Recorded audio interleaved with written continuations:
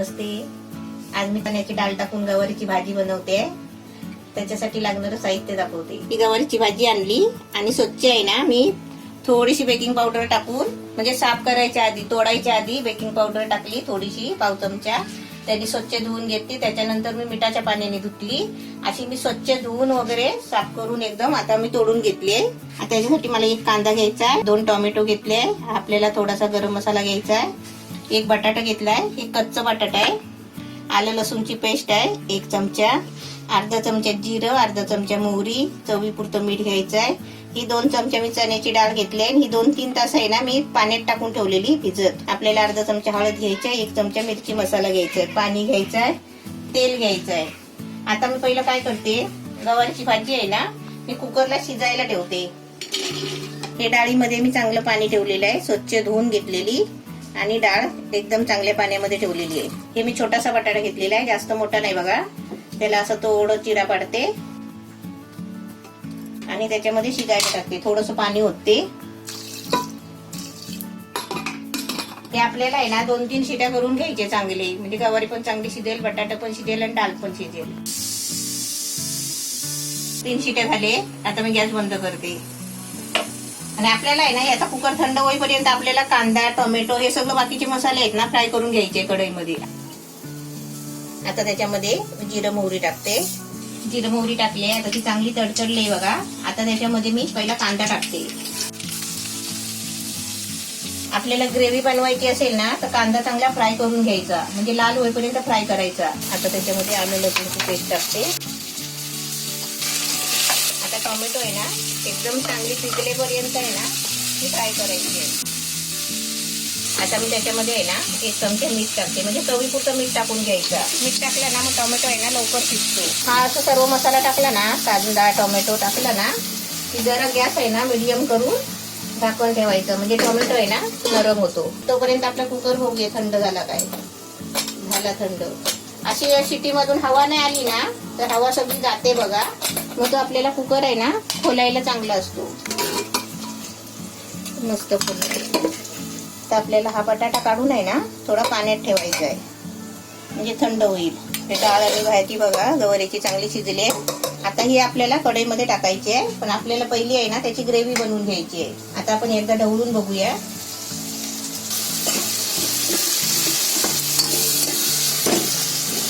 आपला कांदा आणि टोमॅटो बघा एकदम मस्त शिजलाय.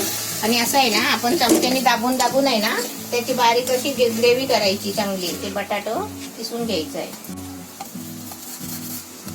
आता त्याच्यामध्ये मिरची मसाला टाकते, हळद टाकते, थोडं पाणी टाकते, म्हणजे मसाले टाकले आहेत ना ते शिजायला पाहिजे त्याच्यासाठी थोडं पाणी टाकते. आणि आपल्याला ग्रेव्ही बनवायची आहे. पाणी टाकलं ना असं ते थोडं असं घोटून घ्यायचं चमच्याने, असं दाबून दाबून. या चमच्याचा तळ आहे ना पाठचा भाग त्याने असं दाबून घ्यायचं.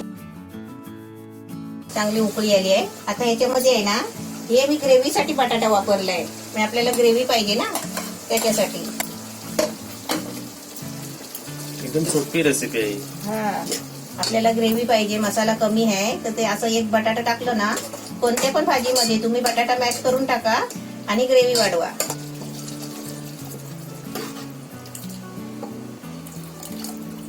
आपली मस्त बघ ग्रेव्ही झाली आहे. आता याच्यामध्ये आहे ना मी भाजी टाकते. आता डाळ आणि गवारीच्या शेंगाची टाकले भाजी. आता त्याच्यामध्ये गरम मसाला टाकते. आता आपल्याला सारखं ढवळत नाही राहायचंय, कारण आपली गवारी शिजलेली आहे आणि डाळ पण शिजलेली आहे. आता आपल्याला फक्त एक उकळी यायला द्यायची आहे. आणि आता बघा मस्त घट्ट झाली आहे भाजी आणि ग्रेव्ही पण मस्त झाली आहे. एक उकळी आली की झाली आपली भाजी. हा आता मी 2 मिनिटासाठी झाकण ठेवते, मग आपली भाजी रेडी होईल. आणि थोडा आहे ना गॅस बारीक करते, म्हणजे मीडियम करते. 2 मिनिटं झाली आहे. आता बघूया आपण झाकण खोलून. एकदम मस्त छान झाली आहे भाजी. आणि आपल्याला ही भाजी सुकवायची नाही, कारण आपल्याला आहे ना बटाटा ग्रेव्हीची भाजी बनवलेली आहे. एकदम मस्त झाली आहे बघा. आता तुम्हाला खायला देते पप्पू बरोबर, खाऊन बघा कशी झाली ती.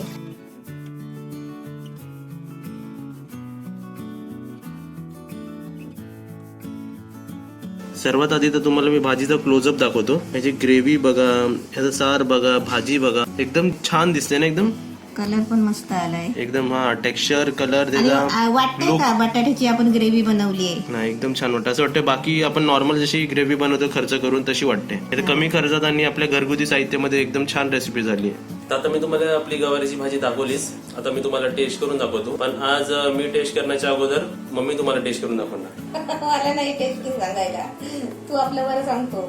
तुझ्या रेसिपी बनवायचा जेव्हा आणि माझा टेस्टिंग सांगायचा जेव्हा.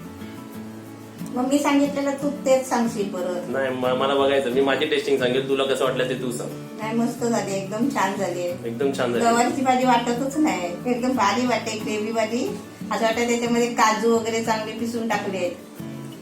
आज पप्पूची मजा आहे गवारीची भाजी खायला. या रेसिपीची तुम्हाला एक चांगली गोष्ट सांगतो की गवारी सोबत जी आपण डाळ टाकली आहे ना, ते दोन्ही कॉम्बिनेशन खायला खूप छान वाटते. आणि मी तर सांगतो तुम्ही ना जरा अशी पातळच भाजी ठेवा, कारण त्यामुळे चपाती कशी जरा पातळ भाजी असली किंवा ग्रेव्हीची भाजी असली की एकच्या जागी 2 चपाती आपण खाऊ शकतो. आणि हीच भाजी आपण जर भातावरती टाकली तर आपलं भात पण एक बिर्याणी टाईप किंवा पुलाव टाईप बनतो.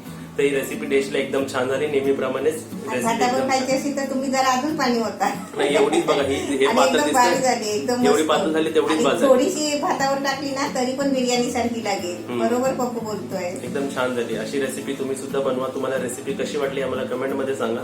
या व्हिडिओला लाईक करा आणि या व्हिडिओला व्हॉट्सअपवर शेअर करा.